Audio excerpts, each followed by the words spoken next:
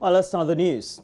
And we start from Parliament. Now, the Speaker of Parliament, Professor Michael Quay, has directed the leadership of the House to set up a 7-member committee to monitor Ghana's progress on the implementation of the Sustainable Development Goals. This directive follows a statement made by the Minority Leader Haruna Idrisu, asking Parliament to constitute a team to monitor and also ascertain whether government is on track in the implementation of the SDGs. The Speaker, who agreed to the appeal, tasked the yet-to-be-established committee to come up with a report for consideration by the plenary. Well, Kwesi Parker-Wilson has a wrap-up of parliamentary proceedings on the subject.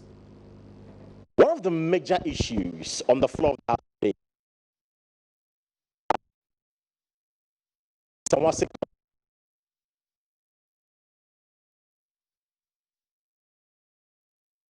submitted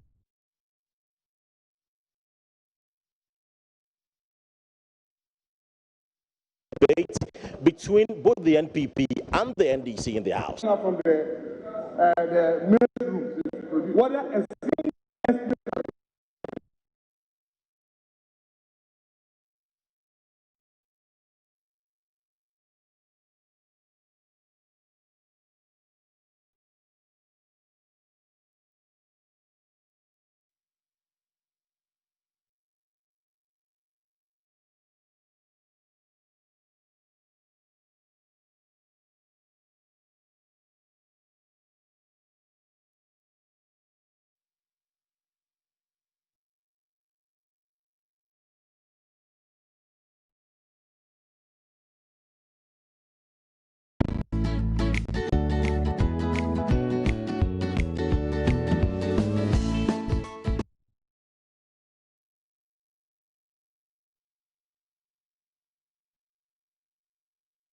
One of the major issues on the floor of the House today was the concern raised by the Member of Parliament for Asawase constituency, Alhaji Mubarak Muntaka.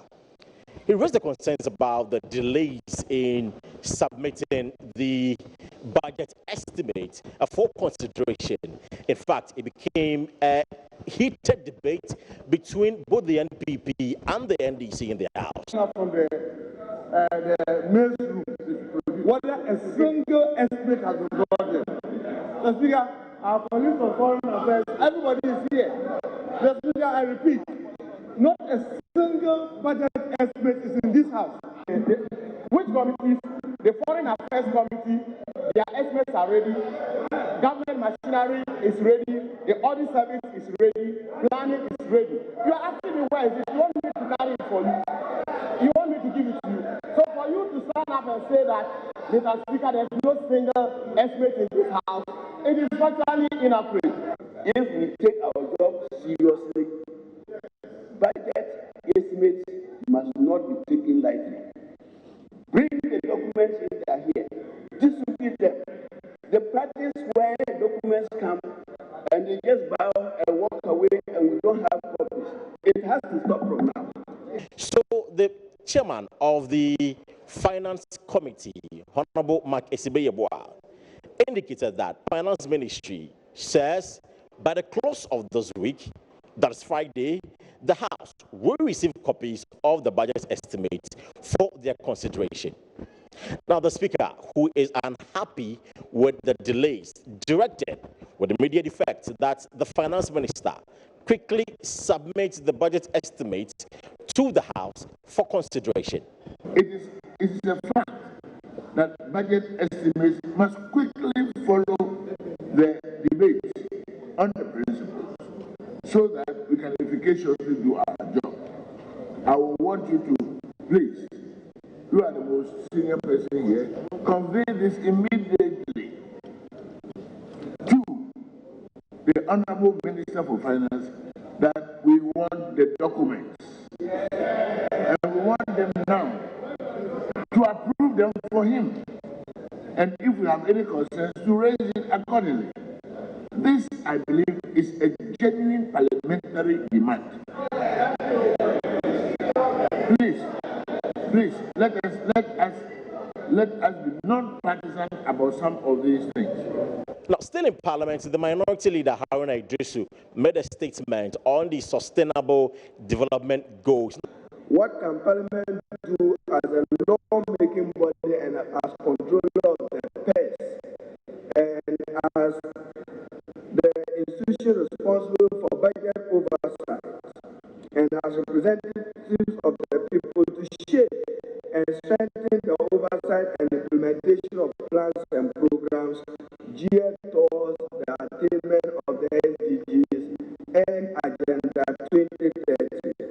The Speaker accordingly proposed that Parliament establishes a 7-member parliamentary special ad hoc committee or any number, howsoever described and acceptable to you and the House, tasked with the responsibility to monitor Ghana's progress on the implementation of the Sustainable Development Goals, so that we will consider progress report from implementing institutions such as ministries, departments, and agencies, and advise Parliament on budgetary allocation and other appropriate intervention to ensure that we are on track in our journey to attain the Sustainable Development Goals. Members of the House contributed to the debate. Well, I apologize for the breaking sound and the smooth transition of that story. But moving on, the Africa Office of the Commonwealth Human Rights Initiative is calling for the decriminalization of petty offenses in Ghana, saying most are traced from outdated colonial influences. The country currently has clear set punishment against first-degree felonies, for example, and misdemeanors such as stealing food crops, hawking, and unlawful motor operations. The head of the Africa Office of the initiative, Mina Menta, said such offenses not only target the poor, but also makes their plight worse. There's more in the following report. In Ghana's prisons are not just murderers, rapists, armed robbers, and other hardened criminals.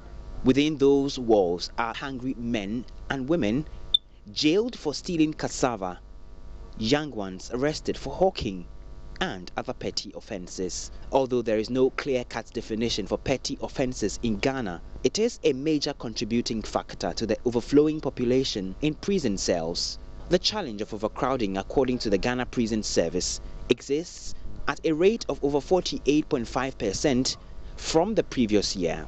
It is for this that the Decriminalizing Poverty, Advocating for Reform of Petty Offences in Ghana campaign has been launched. The campaign is championed by the Commonwealth Human Rights Initiative Africa Office in collaboration with the Commission for Human Rights and Administrative Justice, SRAJ.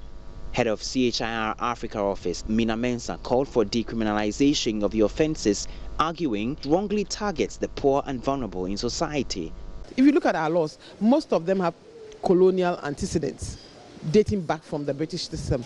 The British have taken out of those laws from their books. Why are we keeping them in our books? There's a particular law that I find very funny, insulting the national flag. I think that globally it's been realized that a lot of the petty offenses that we have target the poor. And it's because of the situations of the poor, because they are vulnerable and because they need to survive. Some of these offenses they commit. For example, somebody goes to a farm and steals plantain or steals cassava. And in our criminal books, hawking is a crime. Stealing is a crime. Okada business is a crime. Disorderly behavior is a crime. Being drunken is a crime. It affects them economically. The person is already poor. You've arrested the person. You've put the person in jail. The person might probably be a breadwinner. And it creates a whole lot of issues.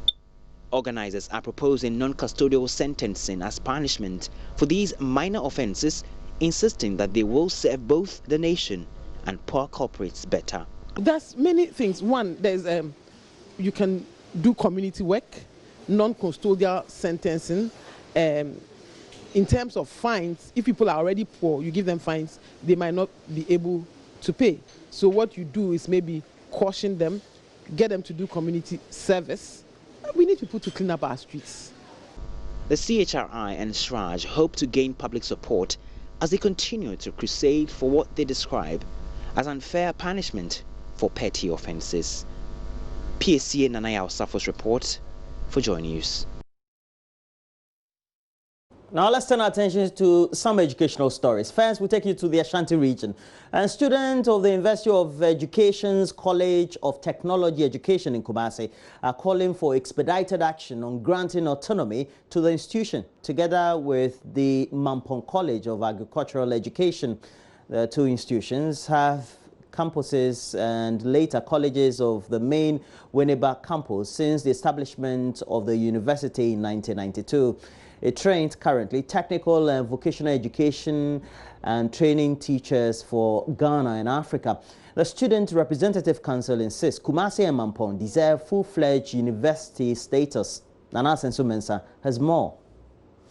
The leadership cites uneven infrastructural distribution and bureaucracy in the supply of basic education materials from the mother institution as some of the limitations. The students told a press conference in Kumasi there is a widespread agitation over delayed processes for granting the two colleges independence from Winneba. Samuel Clinton Boateng is SRC president. If it is projectors you need to facilitate teaching and learning, you need to go and bring them from Winneba. If it is marker board or marker you need to go and bring it from Winneba.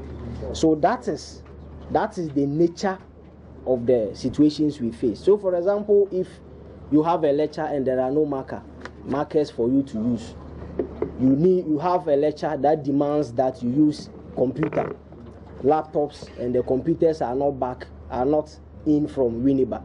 How do you learn as students? So that is the nature of the problem. Leadership has noted with concern the significant increase in agitation among students over stakeholders' inability to grant Kumasi and Mampong campuses of the University of Education Winneba autonomy. Management of College of Technology Education, however, says the quest for students for autonomy is laudable. The approach is misplaced. Dr. Philip Otiajan is Vice Dean. Even if we have autonomy, it will still persist. That's the first thing that I will say. Secondly, I will not say that when we get autonomy, we will not like it. I'll never stand here and say that. And I said that, I think if you heard me right, I said that even management at Winneba has reiterated on several public platforms that the autonomy is imminent. So why shouldn't I be happy?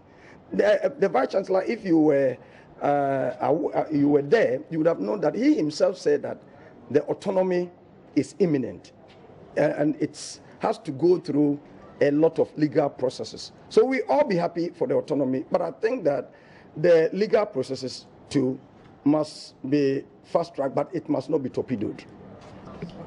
For JoyNews, Nana Sensu-Mensah, Kumasi. In the Volta region, the Avatime traditional area in the whole West District has initiated a self-help project to tackle infrastructure deficit at the Amajope Technical Vocational Institute. The Girls' Dormitory project, when completed, will ease congestion at the dorms following the implementation of the free senior high school policy. The traditional area has directed funds accrued at the 2019 Amu Festival celebrations to be used for the 100 or the 450,000 Ghana Cedi projects. Correspondent Fred Kwame has more on the subject. Student population at the Amajope Technical Vocational Institute saw significant increase following the implementation of the free SHS. The phenomenon led to congestion in the school, which has seen very less infrastructural development since its inception. Realizing the situation impedes effective education and well-being of students, the Avatime traditional area decided to construct a dormitory for the school. Osie Ajatekpo VII is the Avatime paramount chief. This call has become important because the student population in this school, including the school of Avatime Senior Secondary School, is so high. The government computerized school system has placed a lot of students into the Avatime Technical School. And so the need for us to mobilize funds to construct the school is very important. I am therefore calling on all the Afatime citizens, all the Amejope citizens, to help us raise funds, 450,000 Ghana cedis, to construct the girls' dormitory for the Amejope Senior High Technical School. He, however, employed Afatime communities to take advantage of government's agricultural policies to enrich their lives. The cultivation of the brown rice is in line with government programs of planting for foods and jobs. I am on this note from next year going to urge all communities to undertake community brown rice farm. Each community will be judged according to the type, nature, and the size of the farm that it cultivates. This year's Amu Festival was on the theme celebrating the uniqueness of brown rice to promote economic empowerment, ecotourism, and unity in Afatime. Reporting for Joy News, Fred Kwame Asari, Amejope. Well, that's it for the latest news update. Well, we have more news. We'll look at what stories are occupying the dailies this morning. Stay with us. Myself, Mama Vio Sobwaje, and Koje Angsa.